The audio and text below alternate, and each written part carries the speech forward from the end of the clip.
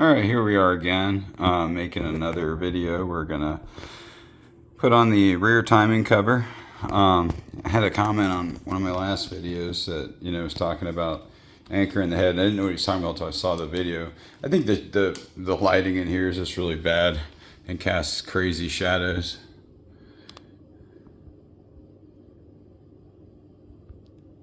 So you can see that head gasket's crushed. And also too, on the O-ring cylinder heads, you're still just not going to get as much crush on the outside. Let's see the other side. You're just not going to get as much crush on the outside as you typically visibly would see. And that's another reason to run a coated jacket. So anyways, oh, and then as far as dropping the head down, so you'll only see me tap them down if they get kind of binded up on the dowel pins. If it just slides in, you just let it slide in. You want it to kind of gravity drop, you know what I mean? You're not trying to hammer that thing on, because you pinch the gasket. So, it's best if it just slides in place. Now looking at our rear timing cover. So, this is all you really need to know. You got short bolts and you got long bolts. 8 of them are long, and they are water pump anchors, okay? So, you can see all my red paint penning. And then, if you guys want to, just paint pen your bolts and then, put it in. Nothing special about this other than liquid seal in the back, just like you do on you did on the tower system. Check this out. All right, so this is important. These guys,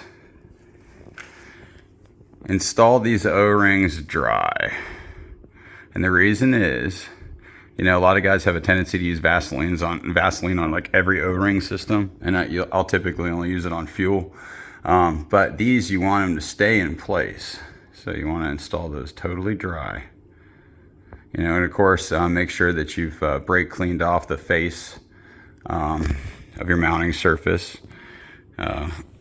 acetone everything. So, all right, I'm gonna throw some liquids. Actually, first, I'm actually gonna set this camera up and show you guys something.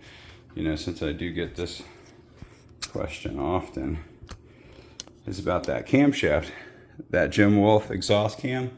So, see where my wrenches are. I'll show you what I do. So you want to run 2, just adjustable crescent wrenches, and the reason is because keep the face of this thing off of the lifter. All right. Anyways, this one has spring tension, so what I do is I'll use one to go ahead and bring it over to basically the furthest point that I can get it. All right, and then I'll catch it with the other guy like that.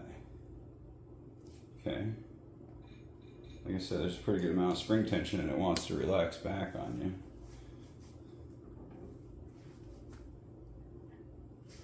And so now you can just kind of have it into its dwell position. A lot of the times as I'm building this, most specifically when I'm timing chaining this, it's just a tactic for you guys for safety.